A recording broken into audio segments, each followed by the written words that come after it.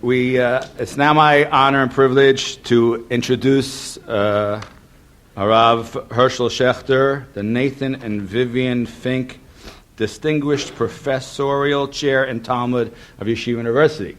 I just started wondering, I didn't have a bio for him because I wanted to say something personal. I've had the schus being involved in techelet to meet many different Talmidei Chachamim and Gedolim, and I must say that Rav Schachter stands out in my mind. We don't want to get numbers, but way up there. And what is it that's so special? Not just that he's a tremendous Talmid Chacham, not that he seems to know everything whenever you ask him, not that no question is too difficult, not just his humility, but his love for Hashem and mitzvahs. And it's very obvious. I will never forget the first time we met with him. We discussed the techelet, and we said, the Rav, would we wear techelet? He says, how do I get it? I want it right away. Give me more. He couldn't get enough mitzvahs, and that love and simplicity of seeing things straight without too much, lumdus, with all the brisk that Rosh Yeshiva has, it doesn't confuse a clear connection to HaKadosh Baruch Hu and its mitzvahs, a love for the Torah and mitzvahs. Without any further ado, the Rav will speak, and then we're going to leave a short time for questions. And the Rav has asked to apologize that he has another engagement in the evening. We'll have to leave right after the question and answer period.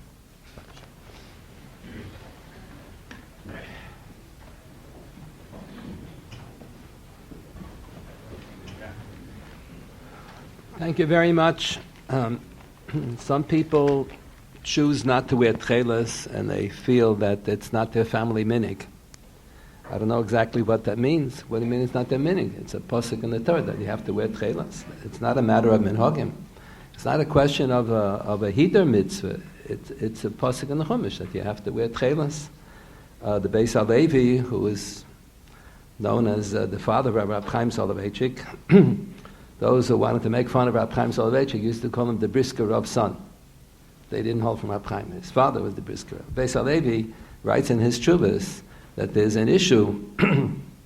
How are we, for so many generations, people were wearing tzitzit without techelet? So he develops in his Tshuvas, the idea that if a person wears, let's say, tzitzit, only at 3 corners, missing the tzitzit in the 4th corner. Or let's say a person has tefillin and he only has 3 parshas, missing the 4th parsha. He said, that's not baltigra. You're just not yotze the mitzvah of tzitzis. You're mevatel mitzvah of tzitzit, you're mevatel mitzvah of tefillin.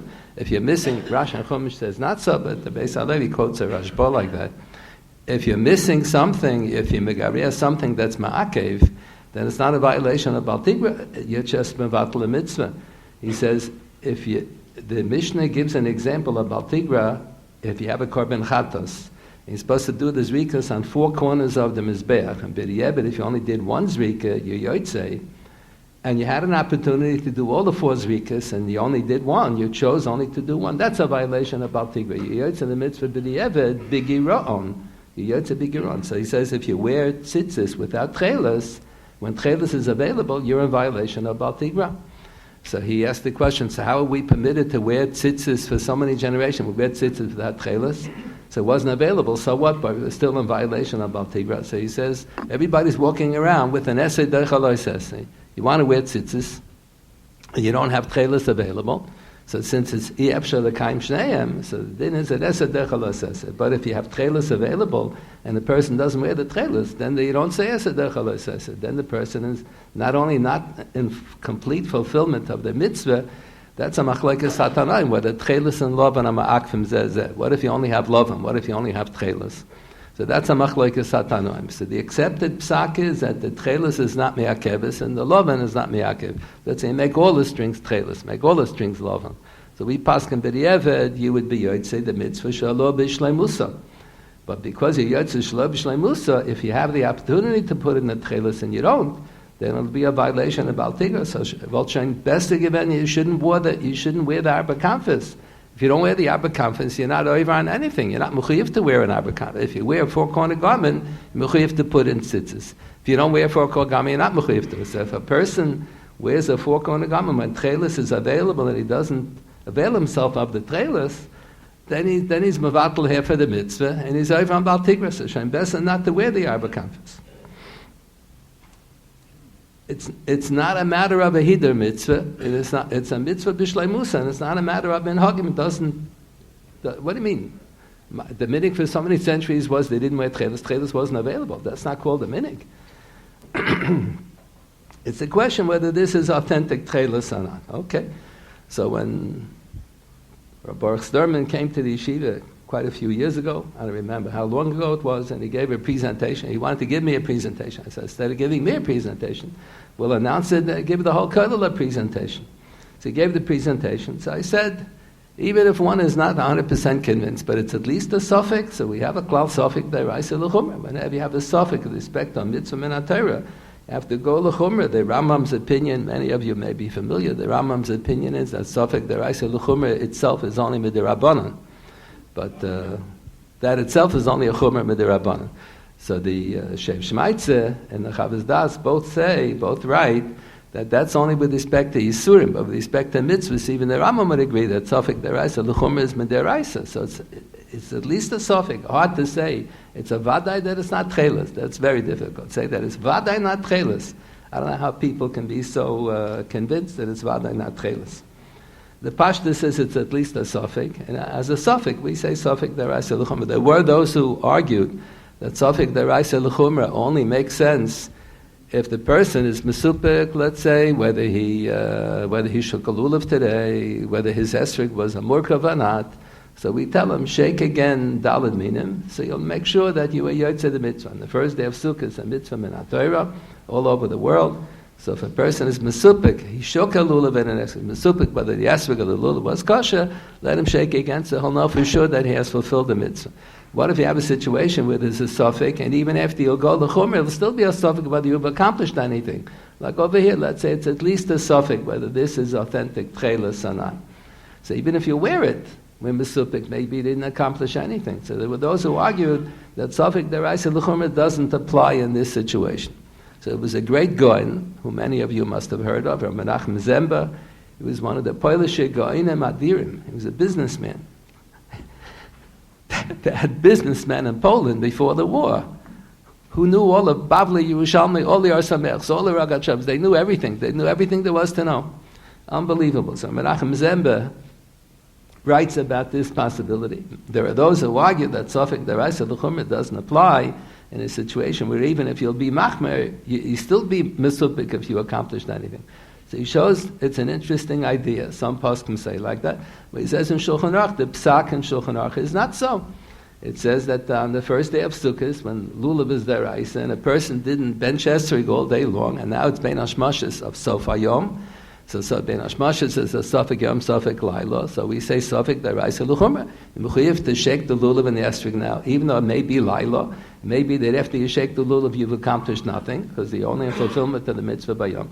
Nonetheless, the Shulchan Aruch paskins like that opinion, like the Ran, beferish, that you do apply suffix deraisa l'chumra. So the Pashta says that we should certainly, I think the Pashta says at least a suffix, we should certainly try to be machmer, at least mitam suffix, to wear the techelet. There are those who think that if it's not techelet, so you ruin the whole mitzvah. So this is beferish against the Gemara. The Gemara says in the days of the Tanaim, they had people who were selling imitation techelet. The Gemara calls it kloilon. That's what the Aruch translates kloilon as indigo. The indigo comes from a vegetable, and techelet has to come from some kind of a sea animal. So the Gemara says if you fell in with techelet and you bought from a faker, and he sold you pasula techelet, so the Gemara says farfan. So lo yahei lo lavan. So you yotze the mitzvah of having lavan without techelet, even if it's not techelet. So you the same as everybody else is yotze lavan. So you yotze the mitzvah lavan, even if the techelet is not authentic. You have everything to gain and nothing to lose. There is a question: how many strings of the tzitzis have to be dyed blue? Have to be dyed techelet? there is a machlokas Beis Shammai and Beis Hillel. Usually when there's a dispute between Beis Shammai and Beis Hillel, so the ruba of the cases be passing like the Beis Hillel. Taisus in the beginning of Sukkah quotes from the Siddur of Amram Goyen that there were 6 situations, 6 cases in the Gemara where we passing like the Beis Shammai. So one of them is over here. How many long strings do you put into the hole in the corner of the tzitzit that it folds over to become how many more? Twice as many. So we pass them like Beis Shammai. You put in 4 long strings that fold over to become 8 shorter strings. Beis Hillel was of the opinion you only have 3 and they fold over to make 6. So we pass them like Beis Shammai. You have 4 that fold over to become 8. So the Rambam's opinion is yesterday in the parsha we read tzitzit Ptil Tekhelet. So the Targum Onkelos translates the word psil chuta de Tekhelet, a string of Tekhelet. So if the word psil means a string, so we understand there's a machlokes between the Rambam and the Ravid. What does that mean? So the Rambam says one of the 8 shorter strings. The one string should be, half of the string should be dyed blue, the other half of the string should remain white. That's quite a trick, to have a string that's half blue and half white. So the Pashtus people would think you take a string and you take half of it and you dip it into a cup, into a vat full of dye, and you dye half of it. So I was told that that's not going to work, because once the string is already twined and you're going to dip it into the dye is only going to affect the outside. It's not going to dye the inside. The inside of the string is going to remain white, and that's not acceptable. So you have to dye the wool. So you have to make a string according to the Rambam. You have to stand on your head. You have to take raw wool, dye it blue, the correct color of the Tekhelet, and then you have to use that wool to make a half a string. Then you have to use regular wool, which was not dyed blue, to make the other half of the string. So it's quite a stunt. So that's the Rambam's opinion. You have one string out of the 8 that should be blue.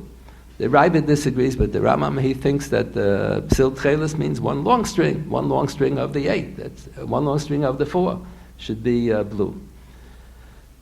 Rashi and Tosfos, in reading the Gemara in Perek HaTcheles and Maseches Menachos, understand that you have to have 2 blue strings and 2 white strings. It's 2 and 2. My thought was that I'm an Ashkenazi, and Ashkenazim usually follow Rashi and Tosfos. So I thought for Ashkenazim, for sure we should follow Rashi and Tosfos. We should have 2 and 2. The question is, how do you deal with the Chumash? It says Ptil Tekhelet, and the Targum Onkelos translates Psil means chut. So Rashi, in his commentary on Chumash, on a different pasuk, explains that that's not what the word psil means.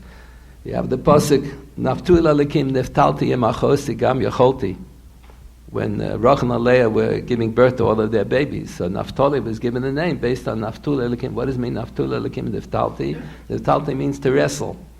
So Rashi, in his commentary on Chumash, writes on the pasuk in Hazinu, Dori Kesh Uf Saltol. So Rashi writes, Psaltol Tzedreit Balaz. We know what Tzedreit. Tzedreit means wound up. And he quotes the pasuk Naftul Alikim, because when people wrestle, so they're all Tzedreit with each other. And he quotes the pasuk Ptil Tekhelet. So Rashi in his commentary on Chumash translates not like the Targum Onkelos. Targum Onkelos translates Psil means a chut. And Rashi says Ptil Tekhelet means the winding around should be done with the Tekhelet. According to the Rambam's opinion, this is taka the case. We're going to get to it later. The Rambam holds you wind around a lot, so almost the whole 95% of the winding around is with the blue, and very little with the white. We'll get to that later. So the Rambam also perhaps understood that the word psil doesn't necessarily mean a string, but maybe he also understood psil means to wrap around. So it's not a kasha. How can Rashi and Tosfos say that you have 2 strings in every corner that are blue? The pasuk says psil. In the singular, the word Ptil Tekhelet means the wrapping around, the psil around the gedil. Yeah. What does it say in Shulchan Aruch? I thought that I'm an Ashkenazi, so I thought Ashkenazim usually follow the opinions of Rashi and Tosfos. So Rashi and Tosfos are of the opinion it's 2 blue strings and 2 white strings. What does it say in Shulchan Aruch?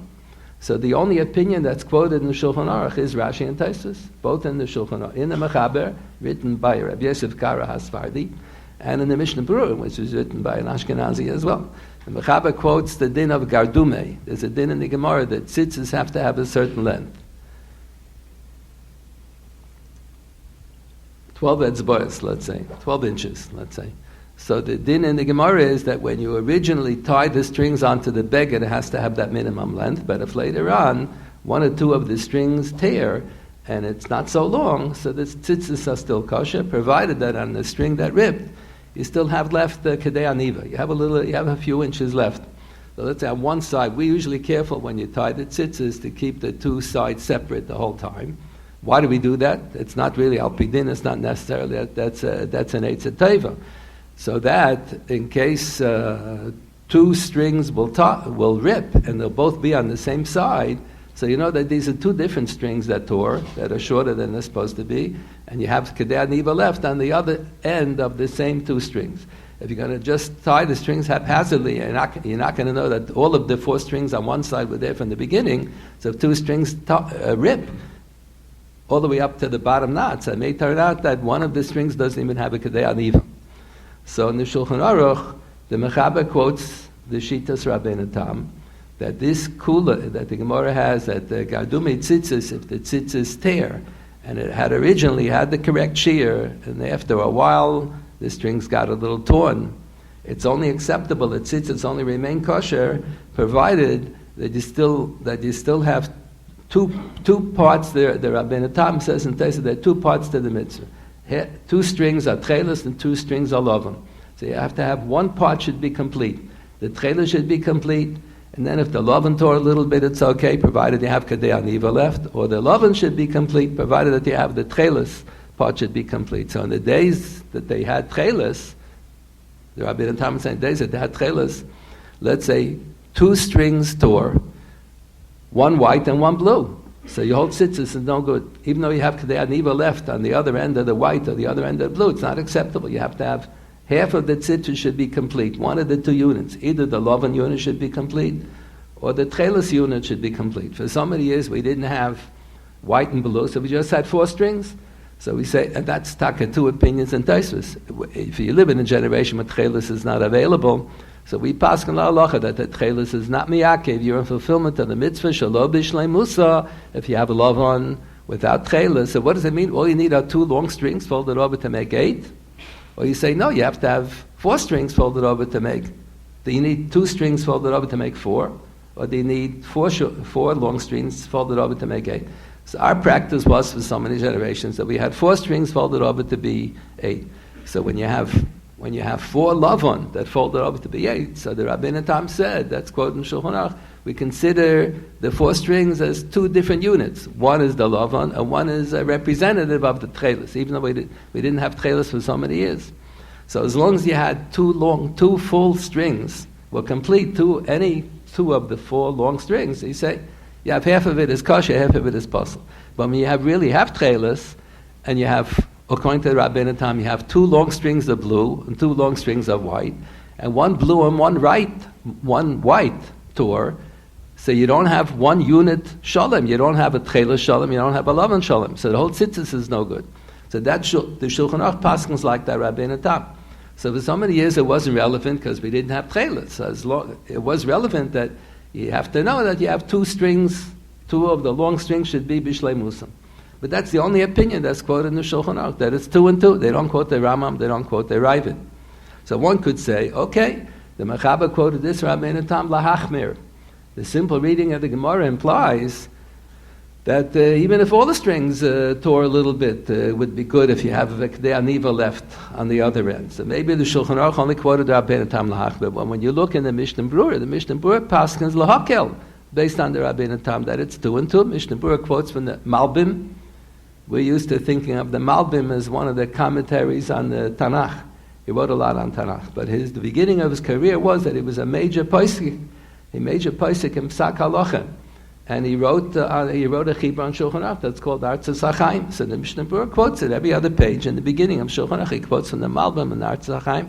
So he quotes on tzitzis the following: the Gemara says that if you have chutim that are from wool, you can use wool and chutim even on a beged that's cotton, even on a beged that's silk. If you have chutim, if you have strings that are from silk or strings from cotton, you can only use silk strings on a beged that's made from silk, or cotton strings on a beged that's made from cotton. But if you have strings from wool or strings from linen, That's acceptable even on a beged that's made from cotton or a beged that's made from silk. So the Mishnah Berurah quotes from the Atzas HaChaim, what if you're going to have, let's say, I have a cotton beged. I want to have some strings cotton and some strings wool. Is that acceptable?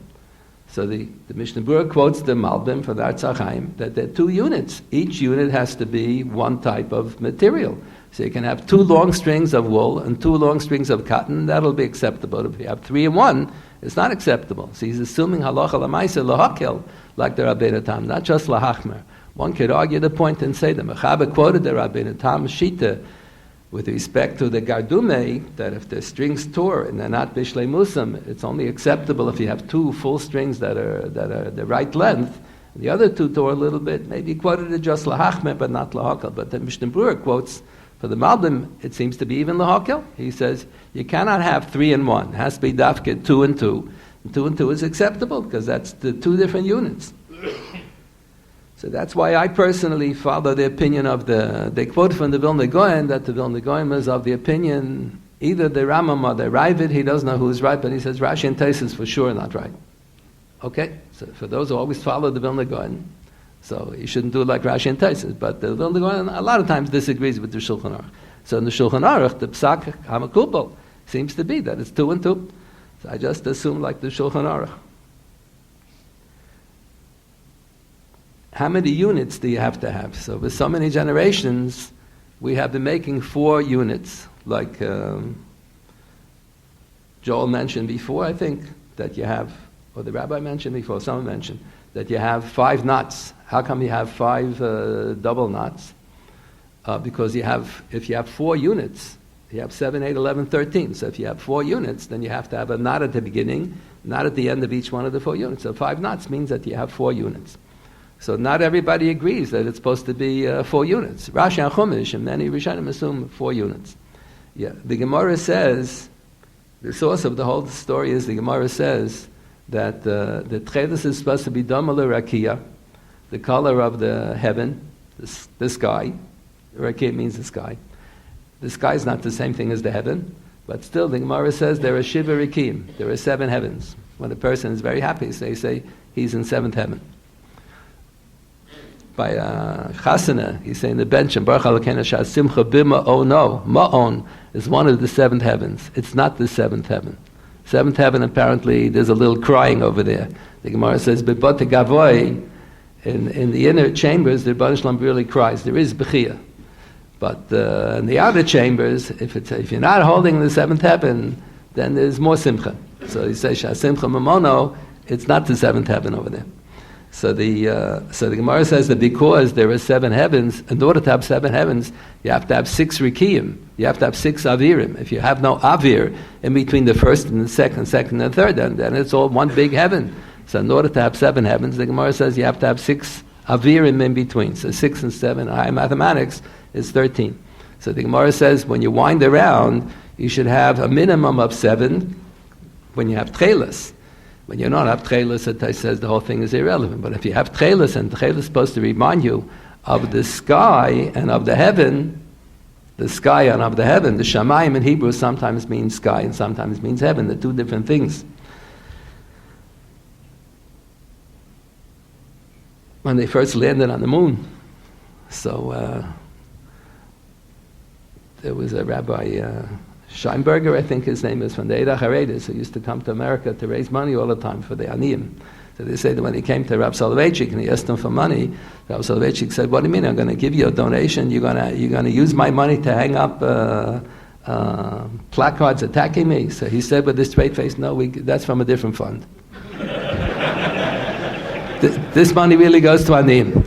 So Rabbi Soloveitchik gave him a big donation.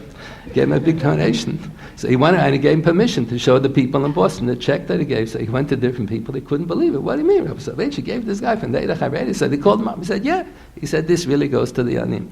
So every year he used to come to Rabbi Soloveitchik, and they had a relationship. It was interesting. So when they first landed on the moon, so this Rabbi Scheinberger told Rabbi Soloveitchik that the people in Meir Shama are very disturbed. How is that possible? There were people who denied it. It can't be. The pasuk says, "Hashamayim, Shamayim, Hashem, Haaretz Nasan Levenei Adam." It's impossible for a human being to be on the moon. only supposed to be on the earth. So Rabbi Soloveitchik told them that the Ramban in the beginning of Bereshit says, Bereshit bara Elokim es hashamayim es haaretz. And then the Chumash continues to talk about the creation. So Shamayim means the ruchnisdik heaven. It doesn't mean the sky. Oretz includes the sun, the moon, the stars, everything is Oretz. And Shamayim means the Olam HaRuchni, a different thing. So when it says Hashamayim, Shamayim, Hashem, Oretz, Nasan, Levin, Ayodam, Oretz refers to the sun, the moon, the sky, that's all part of Oretz. So he was so appreciative. He said he's going to call them up right away. Meir Sharm is going to tell them they should calm down. Rabbi Soloveitchik gave the teretz. Yeah. So the word Shamayim in biblical Hebrew sometimes means the sky and sometimes means the heaven. So the Gemara, we say in English, there are 7 heavens. Okay. Whatever that means. So the Gemara says again, there are 7 heavens. In order to have 7 heavens, you have to have 6 avirim separating in between. Otherwise, it's going to be one big heaven. And if 6 and 7 together adds up to 13. So the Gemara says, since the techelet, when you have techelet, it's supposed to be keneged, supposed to be reminding you of the techelet dama l'rakia, you should have a minimum of 7 and a maximum of 13. So Tosfos has 2 opinions what that means, and it's a machlokes, the Rambam and the Rabbi, the same issue. Does it mean you should have, instead of having like we have for so many generations, 4 units, 7, 8, 11, 13, you should have 7 units. 7 units. And how many wrap around, how many times do you wind around each time? So the Gemara says minimum of 3 times. A minimum of 3 times. So should you have 7 units each time wrapping around 3 times? Or should we say no? That 7 means a minimum of 7 krichas within each chulya. How many chulyas do you need? So Rashi says 4. 5 ksharim, 4 chulyas. So in order to satisfy the both opinions, so for so many generations, it didn't make so much of a difference because we didn't have techelet available anyway, so the ma'inaf gemina. But if you really have techelet, so to satisfy the both opinions, so more correct would be that you should make 7 units, and each unit should have 8 double knots. 7 units, that uses up an awful lot of string. You have to have very long strings for that. You have 7 units, and each unit should have 7 krichas around it. So it's going to be 49 krichas, the whole thing. So originally, many years ago when the organization first started, so the strings were not really long enough to do 7 units and 8 double knots. You use up an awful lot of string. So at that time, I only made the first unit was 7 krichas, and then after that I just made 3 krichas. But now they're kind enough for those who want to do this, follow this opinion, to have 7 units, 7 krichas, an awful lot of strings, and they make longer strings. So everything is longer. So now there's no need to make all the rest of them 3. You can make 7 times 7. You can have 49 krichas. So that's what I do now.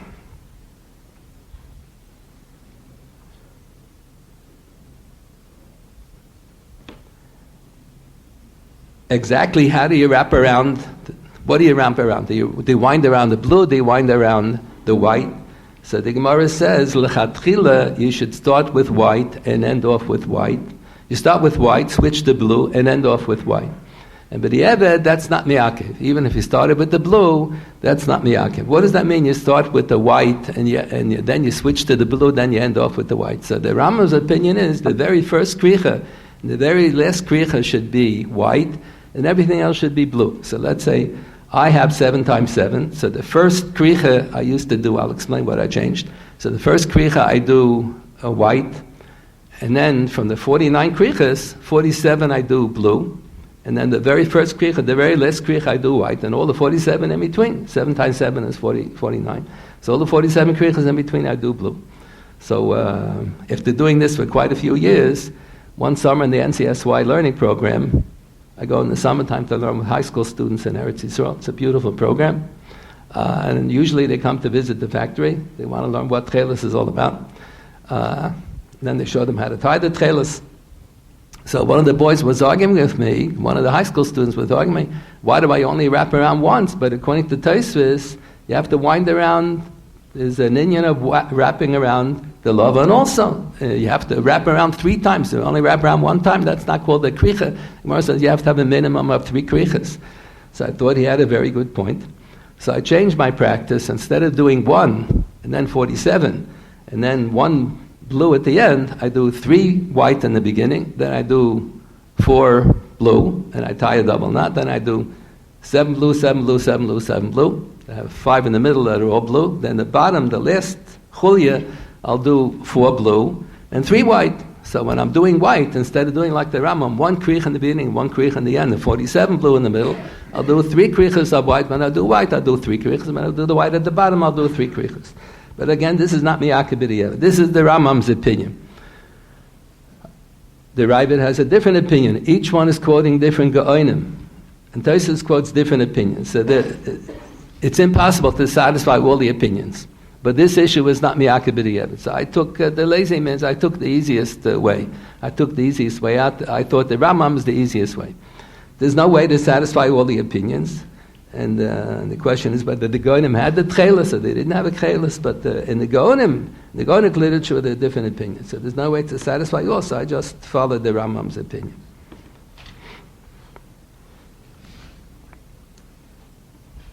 Let me just close with this. The Mogen Avraham is the standard commentary on the side of the big Shulchan Aruch, often quotes from the Beis Yosef. So here in Hilchos Tzitzis, he quotes the Beis Yosef, he quotes from the Sefer Ho'itur, who interprets a Gemara like this, that when you have some of the strings are blue, some of the strings are white, so a hider mitzvah, which is again, a hider mitzvah would be that in the end you should have all the blue on one side, all the white on the other side. So when I'm tying the tzitzis, there's no need to keep it like that. You don't have to keep your finger. See, when we used to have only white, so they had to keep your pinky separating the two, the 4 on the one side, 4 on the other side, so in case the strings will rip, so you know, if 2 strings will rip, you know whether it's from the same string or from a different string. Now it's irrelevant. If you have techelet, and 2 are techelet, 2 are lovim, so you see which 2 are techelet, which 2 are lovim. So there's no need to keep it separated the whole time. When you see at the end, you got to see what's blue and what's white. So the Baluita learns pshat in the Gemara that there's a hidur mitzvah that at the end, after everything is all over, you should have all the blue on one side and all the white on the other side. So that's not so difficult to do, even if a person didn't do it originally. It's easy, just untie the last knot and you just separate it and you tie it again. Some of the people who started, I thought that was going to be the last point. Let me add another last point. Some of the people who started using techelet, who are Ashkenazim all their lives, all of a sudden became Sfardim, they made the kesher differently. I don't see why there's any need to change the kesher. According to the Ashkenazi tradition, we make double knots. So for many centuries we had 4 units and we had 5 double knots. Now if you're going to have 7 units, you're going to make 8 double knots. You're going to use up an awful lot of string. But you should make double knots like we always did. I don't see why people are switching to, you want to convert to become a Svardi Gesundheit? Okay. So you can follow all the minhagim, all the shitas and all the minhagim of the Svardi. But if a person remains an Ashkenazi, why should he switch to do the Svardi Kesher? I thought that we should continue to do the double knots. I'm sure there's a lot more to discuss. I just got a copy of the Sefer that has a collection of all of the Divrei Torah that were published for 9 years. And much of what I spoke about is discussed there. I didn't have a chance to look at the Sefer yet. I may have to revise a lot of what I'm doing after I read the Sefer, but this is the way I practice it right now. Okay, thank you very much. Maybe we'll open the floor for questions, discussion. Yes, we'd like to take questions. First of all, give the Rabbi a second. So thank you very much, Schachter, for your wonderful words and getting right to the point. If we have questions, I just wanted to say I was sure that the Rav was going to mention that they couldn't make it to the moon because of all the plaques they had to put on. That wasn't a standard joke? No, but that didn't happen. Anyway, so you had a question, please. Yes, when you say that the appropriate thing is to redo the last knot, is that the entire knot, both half knots, or can you just redo the second half knot? You do the second half. If the Rav could speak into the speaker. I think one can do just the second. That will also be good. I don't think it's necessary to do both. Yeah, I'll come at this. Whether it's a granny or a square. What does that mean? A granny is a leftover right over left, and I'm sorry, that's a square knot. A granny is where it is the opposite. Right over right over right. I'm not familiar. All I know is when I tie the tzitzis, so always, when you tie, it's always one side is going to be shorter than the other. So when you come to the next knot, you tie fakeret, so they'll even out. By the time it comes to the end, everything evens out. No, but I'm talking about the square knot. The strings are going to hang out further apart. And the grannies are going to hang out closer.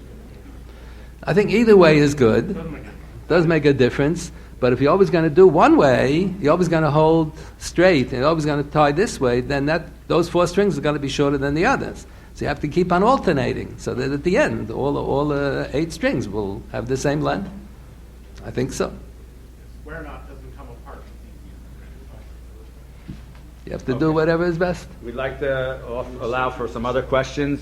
Okay. Well, I unfortunately didn't see. Okay, please. And just as we say in Israel, katzar v'le'inyan, please, a quick question, a quick answer, because we'd like to get everybody an opportunity to ask if they can. If they can't, I can say that Rav Schachter, I'm sure, will be happy to get back to you in one way or another. You can send him an email or contact us, and we'll try to get through to him. Thank you. Thank you. With regard to the case where someone did not take lulav and stayed up front of the snack, the Ralph gave that example. Can't you say there that once the person does it, he definitively knows that there's nothing else he can do? He's done. Masha'en came, he was techelet, but we're not done. Maybe we should investigate more, maybe we should do further research. So there is a chiluk, no? Good. Okay. There is a chiluk. Okay. We should do more research. Okay. I agree. Thank you. Okay, yeah. But under the circumstance, we should do the best we can now and proceed to do more research. Yes, good. Up in Jerusalem, Sukkot time, is people who have self-tailness and know how to tie it readily available there?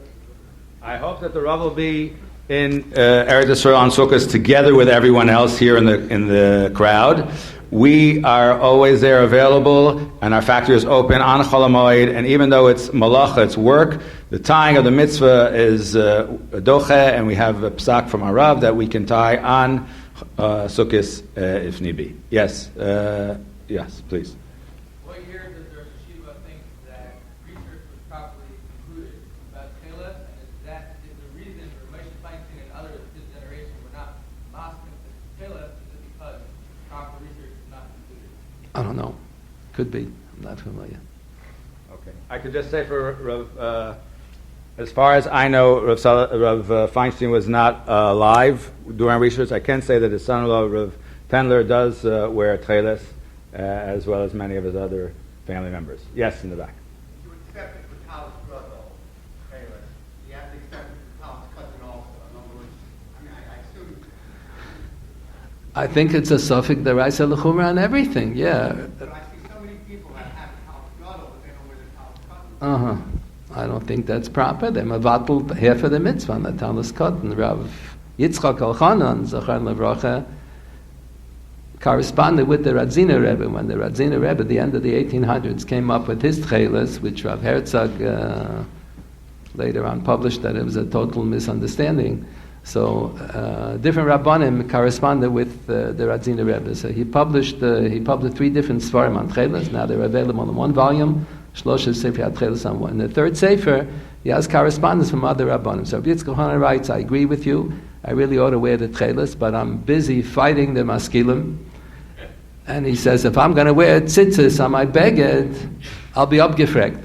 They're going to laugh at me that I'm a meshuggah. So I think he writes, he's only going to wear tzitzit on his talis cotton, when no one's going to see. He's not going to wear on the talis cotton.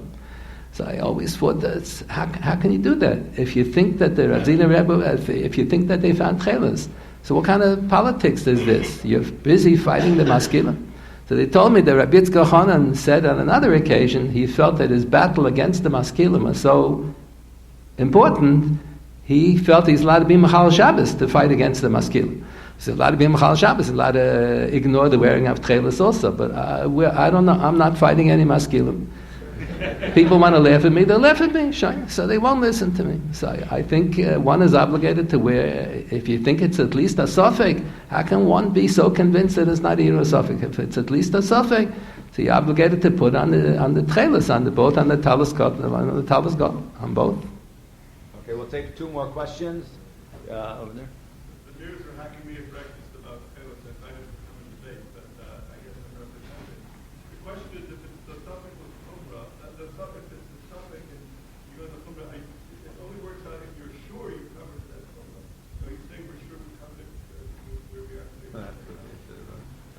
Right, so I mentioned that there was such a suggestion. Rabbi Menachem Zemba, who was killed by the Nazis in Warsaw Ghetto, he explained that this is against the Shulchan Aruch. Shulchan Aruch says that you say Safek Deraisa L'Chumra, even if after going L'Chumra, you still won't be convinced. You'll still be mesupik whether you did the mitzvah. If there's a chance that this is what you're supposed to do, then he says the Shulchan Aruch Paskin Safek L'Chumra on that. The second is about the gland of the blood, where Professor Weiss says it's not the blood, so how can Tosfos says that it's not the blood, it's from the gland. That's what they use from the gland.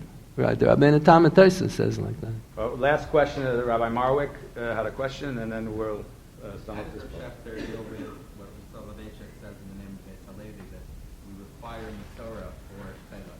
Yeah, Rav Soloveitchik and the family in Eretz Yisrael also, the Brisker Rav's children, they have a tradition that the Beis Halevi's reaction to the Radziner Rebbe's discovery of the techelet was that he says, even if you're really right, Klap Yishma Yigalia, you're really right, but you have to have a Masorah, that this is the Chalazon, and since we lost the Masorah, so there's no way you can reconstruct this. And Rabbi Soloveitchik used to say, sure, in Yeshiva, we never dared to ask anything.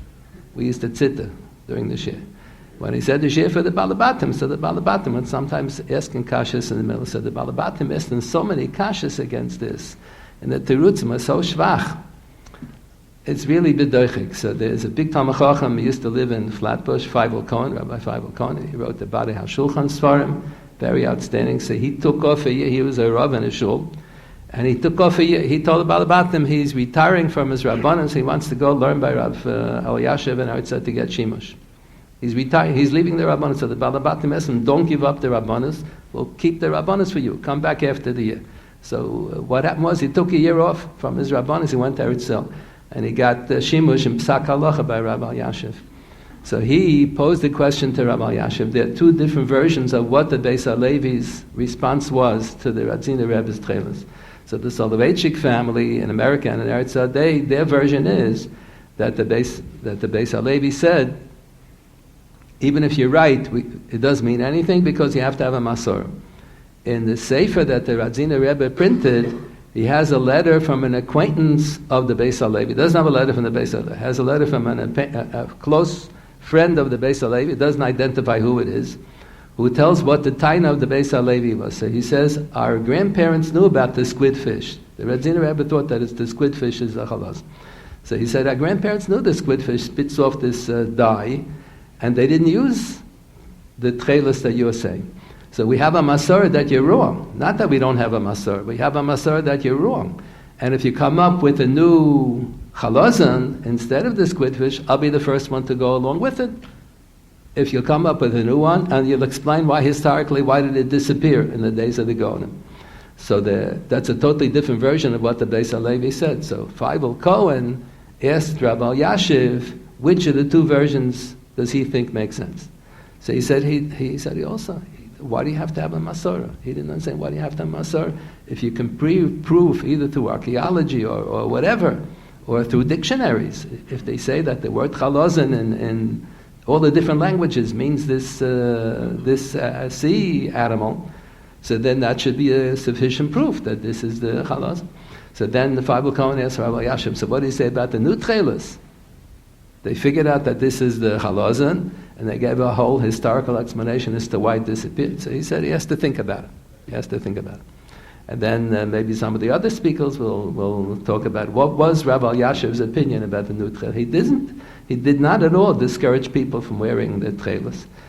Some of the people, he encouraged them to wear the techelet.